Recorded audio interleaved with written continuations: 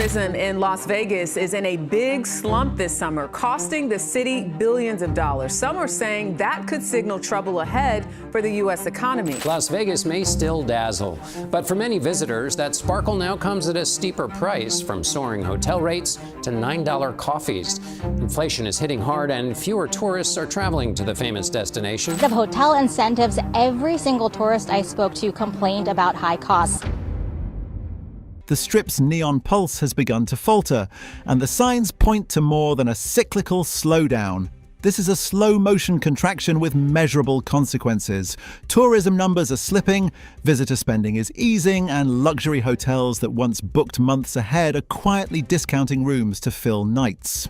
At the heart of the shift sits Wynn Resorts, an icon now carrying more than $10.5 billion in debt and reporting a net income decline north of 40% in its latest quarter, an erosion that reads like structural pressure rather than fleeting volatility. Compounding the strain are wild swings in Macau, stalled renovation schedules in Las Vegas, and an ambitious capital-heavy push into the Middle East that amplifies the company's exposure. Across the Strip, MGM has already announced sweeping layoffs, cutting more than 500 positions and underlining how delicate the entire ecosystem has become. Executives face a brutal choice: cut deeper and risk reputational damage, or invest to protect the brand while the balance sheet groans. Investors are watching marquee names for signs of contagion.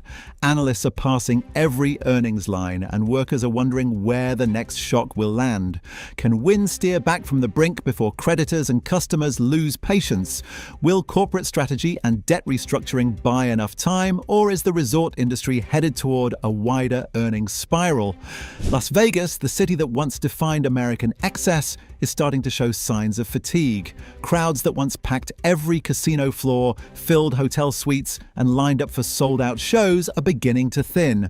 June saw an 11% drop in total visitors compared to the same month last year, and that decline is being felt on every block of the Strip. The once electric nightlife feels dimmer. Bars and restaurants that used to pulse with energy now echo with emptiness. Locals who work the front lines of tourism see it every day.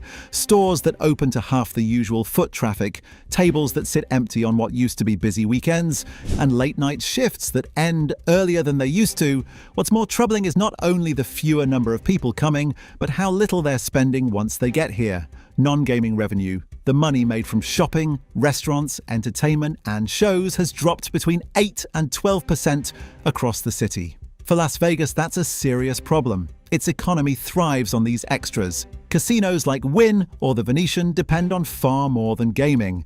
They rely on visitors who spend lavishly on world-class dining, luxury boutiques, and exclusive club tables. But the middle-class tourist, the one who made up the backbone of weekend traffic for decades, is cutting back. Inflation has reshaped spending habits. Airfare is still high, and the cost of staying in Vegas remains steep. Many visitors now face limited choices. Low-cost airlines have reduced their routes, keeping prices elevated. Resorts continue to target the high-end market, but that strategy comes at a cost.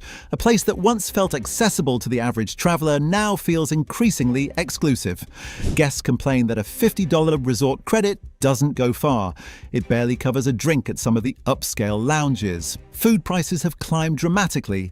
Buffets that once symbolized affordable indulgence have turned into high-priced experiences, and even casual dining feels expensive. For many travelers, that has made Las Vegas less about fun and more about budgeting.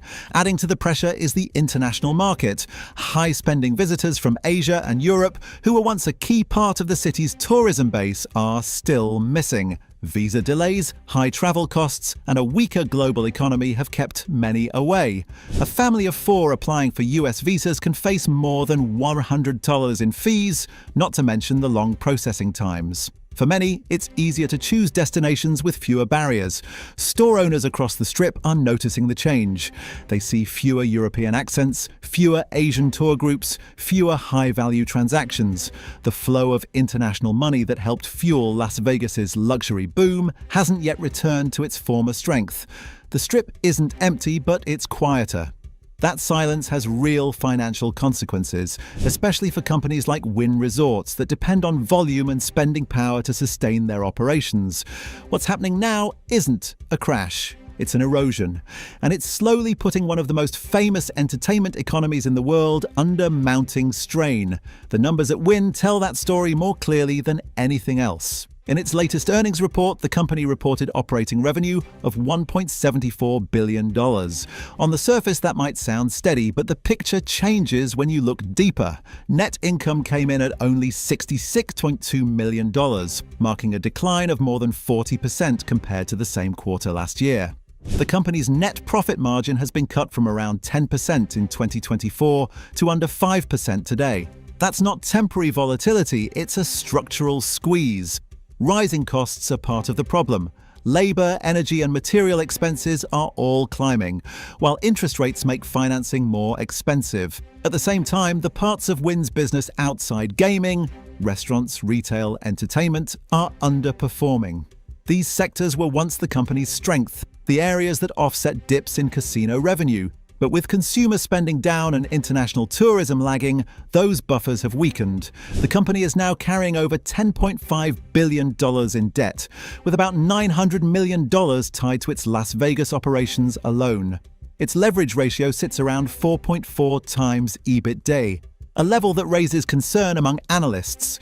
When a company of Wynn's scale carries that kind of debt during a downturn, it loses flexibility. Every small decline in revenue makes it harder to service loans or invest in new projects. That's why the planned renovation of the Encore Tower has been postponed. The company cannot afford to take on additional capital spending right now. Despite the challenges, Wynn isn't on the verge of collapse. It's still operating, still generating revenue, still maintaining its image as one of the Strip's premier luxury destinations, but the cushion is getting thinner and the room for error is shrinking. If demand falls further or costs rise again, the financial strain could quickly become severe. This is the kind of pressure that forces management to make difficult choices, cut back on staff, delay expansion, or restructure debt to survive the next cycle. The story becomes even more concerning when compared to what's happening at MGM Resorts. In the previous quarter, MGM reported a steep drop in profits, with net income plummeting from $187 million to just $49 million. That's a 75% decline in bottom-line earnings. MGM's portfolio is broader than Wynn's. It includes online gaming, sports betting, and international operations that diversify its risks. Even with that flexibility, it has been hit hard. Wynn, by contrast, is concentrated mainly in two markets: Las Vegas and Macau. When either of those markets struggles, there's little left to offset the impact. Macau, while recovering, remains volatile.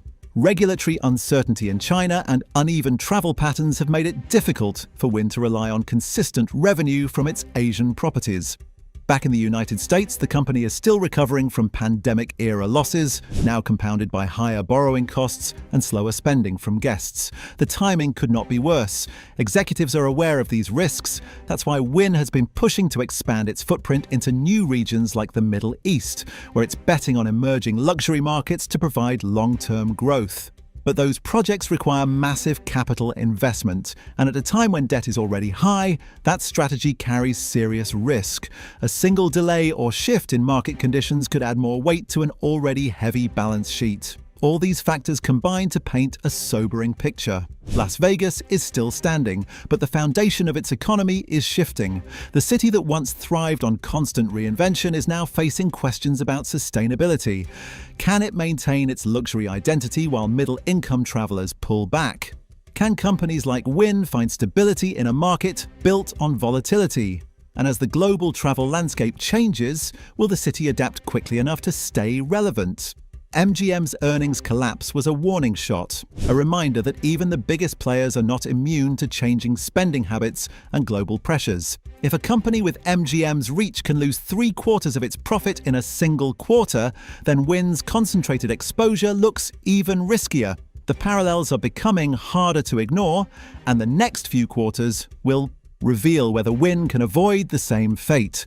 The Strip has seen cycles of boom and bust before, but this one feels different. The numbers show a city in transition where high costs, global uncertainty, and shifting consumer behavior are rewriting the rules. Wynn may not be heading toward immediate disaster, but the conditions around it are changing fast. If the pressure keeps building and demand doesn't rebound, the luxury empire that helped define Las Vegas's modern image may find itself standing on thinner ice than ever before. Now, while Las Vegas struggles to regain its rhythm, Wynn's other stronghold halfway across the world is facing its own challenges. Macau, once the company's golden ticket, has become a far more unpredictable arena. On the surface, the numbers look stable. Revenue at Wynn Palace and Wynn Macau has remained mostly unchanged from last year, creating the appearance of balance. But beneath that calm exterior, cracks are starting to widen. The city that once drove Wynn's explosive profits through high-stakes VIP gaming is losing momentum. Those exclusive tables where fortunes used to change hands overnight are no longer the reliable stream of income they once were. Hold rates, the portion Wynn keeps from those high roller wagers, have become inconsistent and lower than projected. Even as crowds return to Macau's glittering casinos, the profitability isn't keeping up with the foot traffic.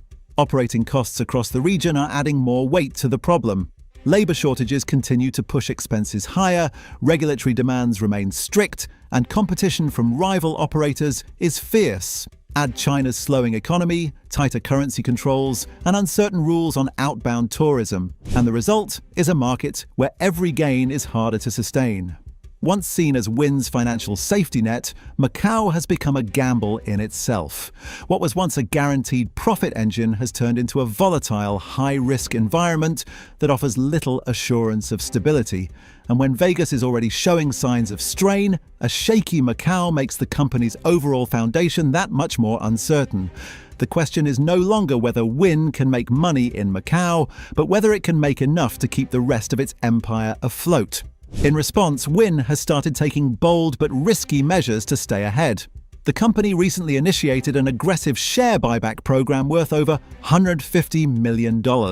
It's a signal to Wall Street that leadership is confident, that the business remains strong, and that investors shouldn't panic. But buybacks don't fix the root problems, they only buy time. The core challenge remains maintaining profitability in an increasingly unstable market. To do that, Wynn is doubling down on what it knows best: luxury and exclusivity. In Las Vegas, casino revenue climbed more than 14% in the second quarter, showing that the company's focus on high-end gaming still pays off. The strategy revolves around catering to an elite group of players with private gaming salons, personalized service, and premium amenities designed for the ultra-wealthy. In the short term, this approach makes sense. High net worth guests are less affected by inflation or economic downturns, and their spending tends to remain consistent. But building an entire business model around a narrow customer base introduces a different kind of risk. The smaller the audience, the greater the impact, if even a few decide to step away. A single downturn among the global elite or tighter spending by VIPs can ripple across quarterly results in ways that mass-market casinos don't experience. Wynn's bet on exclusivity may look sharp today, but it limits flexibility tomorrow. On the financial side, Wynn still has resources to lean on. The company holds roughly $1.9 billion in cash and short-term assets, along with another $1.2 billion in available credit. At first glance, that seems like a comfortable cushion, but with over $10 billion in total debt, that liquidity can disappear quickly if conditions worsen. Delayed capital projects and rising financing costs continue to eat into available funds, forcing Wynn to be selective about where and when it spends. With more than $10 billion in debt, slowing tourism in both the United States and Asia, and delayed investments piling up, the clock is ticking. The decline in Vegas may not have reached its lowest point yet, and the next few quarters will determine whether Wynn can regain momentum or slip further behind. It has the brand, the assets, and the legacy, but all of that may not be enough if the markets don't recover soon. If Macau weakens further, if interest rates remain high, and if Las Vegas fails to rebound this winter, Wynn could face not only a challenging quarter, but a fundamental test of its business model. What do you think about all this? Tell us in the comments, subscribe for more, and we will catch you in the next one.